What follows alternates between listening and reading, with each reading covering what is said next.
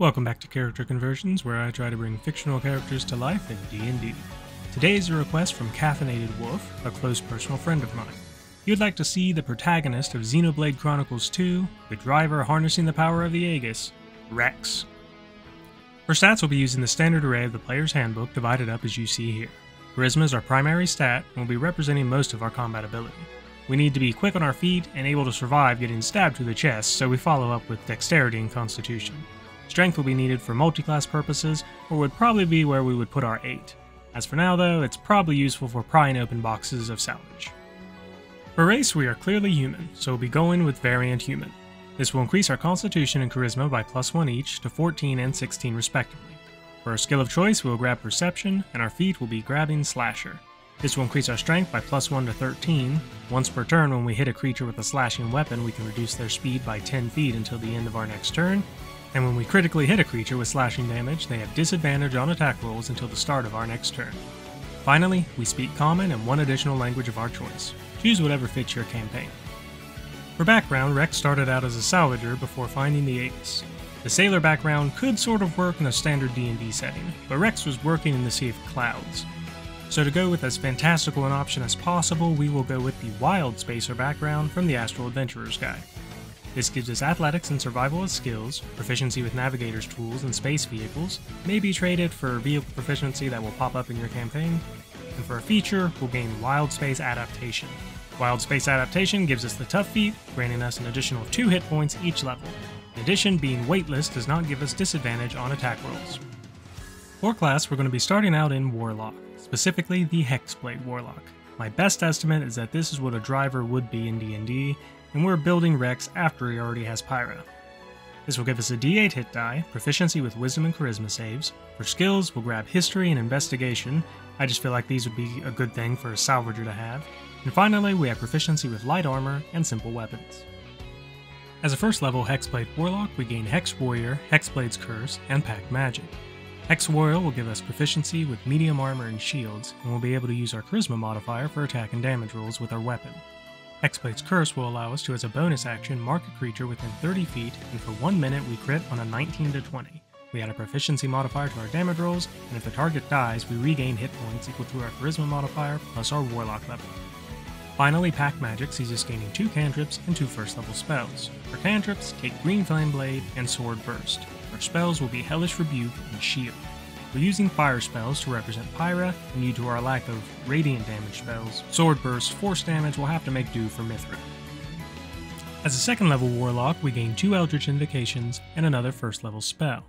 For Invocations, we'll take Armor of Shadows, which could possibly represent how our armor changes when we summon Numa, and Fiendish Vigor, which is maybe the closest we have to how Pyra saves us when we first meet, at least for now. For our first level spell, we will grab Expeditious Retreat. As a third level Warlock, we gain our Pact Boot, of which we will of course be choosing Pact of the Blade. This feature does a lot, but the most important part is if you didn't sell starting equipment to get a longsword to represent the Aegis, we now can conjure one ourselves.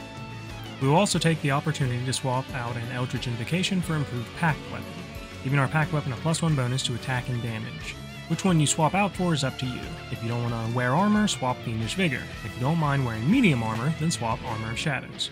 For my build, I will keep Fiendish Vigor. For our first second level spell, we will grab Mirror Image. The spell doesn't have a parallel to the game that I'm aware of, but I just always recommend it for a melee spellcaster because it doesn't require concentration. Our fourth level Warlock sees us gaining our first ability score improvement. We'll drop this into our Charisma, raising it to an 18. Next, our Pact Magic grants us another cantrip and a second level spell. For our cantrip, let's grab Blade Ward, while for our second level spell, we will grab Branding Smite. This actually deals radiant damage, making it a good representation of Mithra's power and later Numa.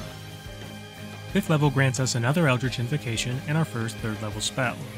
Our invocation, you can probably guess, will be Thirsting Blade, allowing us to make 2 attacks with our Pact Weapon when we take the attack action instead of 1.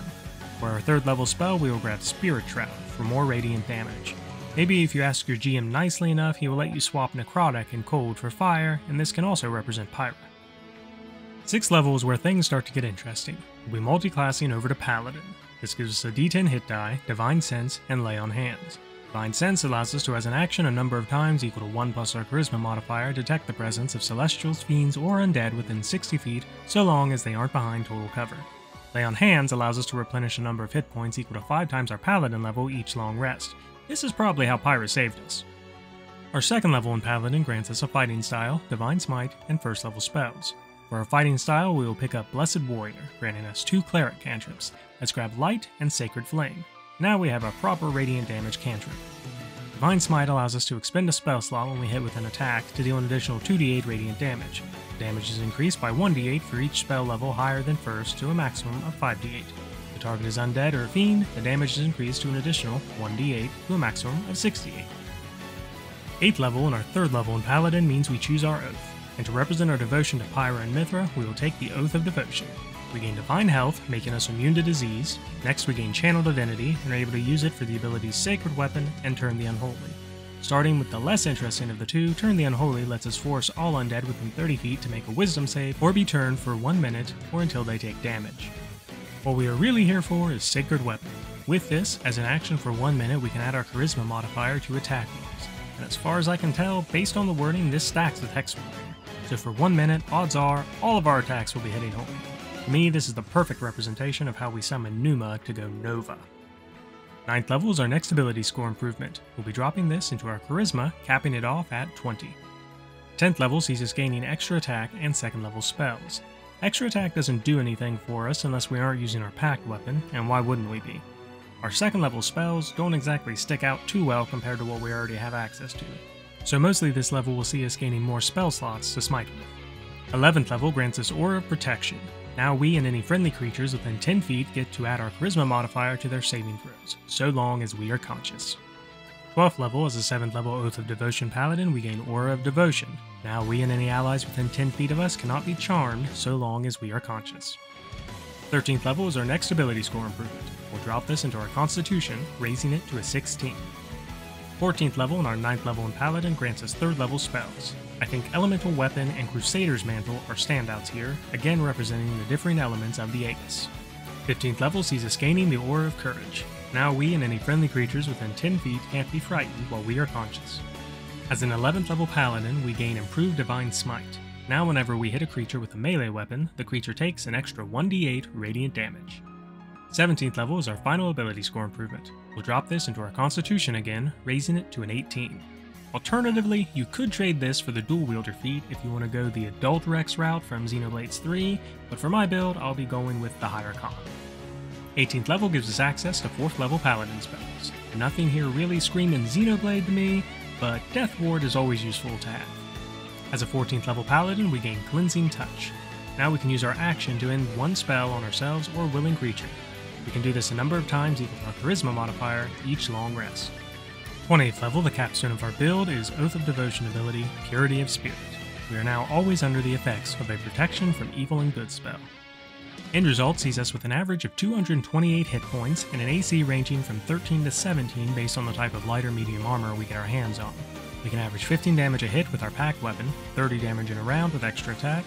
I'm not going to go into all the ways that this can increase, but we have a lot of options from our spells and cantrips.